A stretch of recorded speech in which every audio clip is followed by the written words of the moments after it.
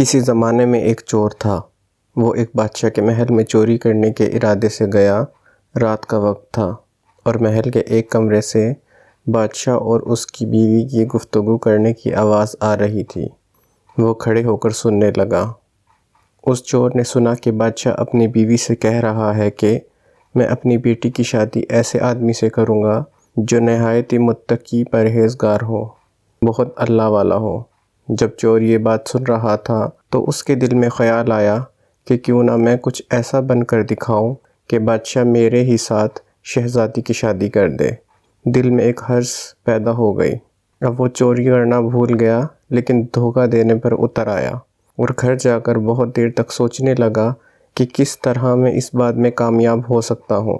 پھر ایک تدبیر اس کی سمجھ میں آئی کہ بادشاہ کے محل کے قریب ایک مسجد ہے، اس میں جا کر بزرگانہ لباس پہن کر اور ان کی وضاقت اختیار کر کے وہاں دن رات عبادت میں مشغول ہو کر بیٹھ جاؤں تو شاید یہ بات بادشاہ تک پہنچے گی کہ کوئی آدمی یہاں ایسا متقی پرہیزگار ہے جو دن رات اللہ کی عبادت میں مصروف ہے، تو ہو سکتا ہے بادشاہ کی نظر میرے اوپر پڑ جائے اور میں شہزادی سے شادی کے لیے چن لیا جاؤں۔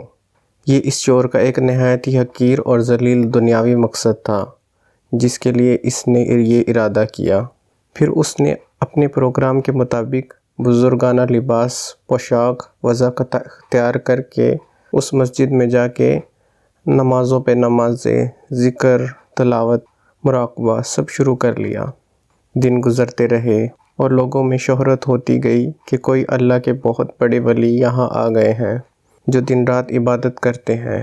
یہاں تک کہ یہ بات بادشاہ تک پہنچ گئی کہ یہاں کوئی اللہ والے آ کر بیٹھے ہیں، جوان، زہد و عبادت میں لاجواب، تقویٰ و طہارت میں بے نظیر۔ جب بادشاہ کو یہ بات معلوم ہوئی تو انہوں نے اپنے ارادے کے مطابق غور و فکر شروع کر دیا کہ شہزادی کے متعلق جو سوچا تھا اس کے لیے اسی کا انتخاب کیوں نہ کر لیا جائے۔ بادشاہ نے اس سلسلے میں گفتگو کے لیے اپنے وزیر کو بھیجا۔ وزیر اس شخص کے پاس مسجد پہنچا اور باادب ہو کر اس سے کہا کہ میں آپ کی خدمت عالیہ میں بادشاہ کی طرف سے ایک پیغام لے کر آیا ہوں۔ اس نے پوچھا کہ کیا پیغام ہے؟ وزیر نے بتایا کہ بادشاہ نے کئی سال پہلے یہ فیصلہ کر لیا تھا کہ وہ اپنی بیٹی کا نکاح ایک ایسے شخص سے کریں گے جو بڑا متقی و پرہیزگار ہو، اللہ والا ہو، اور وہ اس کی تلاش میں تھے۔ ان کی نظر گئی تو نظر انتخاب آپ پر آ کر رک گئی، لہٰذا بادشاہ نے مجھے بھیجا ہے کہ اس سلسلے میں آپ سے گفتگو کروں۔ یہ شخص جو دراصل اسی تمنا و آرزو میں یہاں آ کر بیٹھا تھا بہت دیر تک وزیر کی گفتگو سنتا رہا۔ اس کے بعد اس کی آنکھوں سے آنسو جاری ہو گئے۔ وزیر نے پوچھا کہ کیا بات ہے؟ تو کہنے لگا کہ آج جو پیغام لے کر آپ آئے ہیں یہ پیغام مجھے منظور نہیں ہے۔ وزیر نے کہا کہ کیوں منظور نہیں ہے؟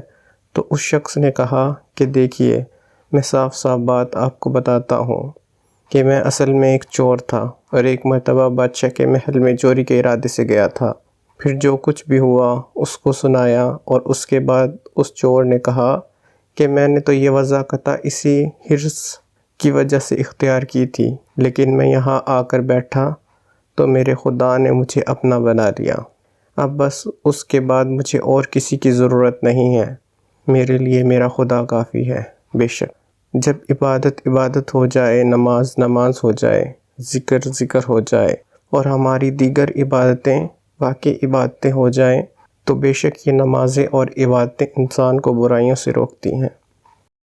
اگر آپ کو یہ ویڈیو اچھی لگی تو اپنے دوستوں کے ساتھ شیئر کریں اور ہمارے چینل کو سبسکرائب کریں۔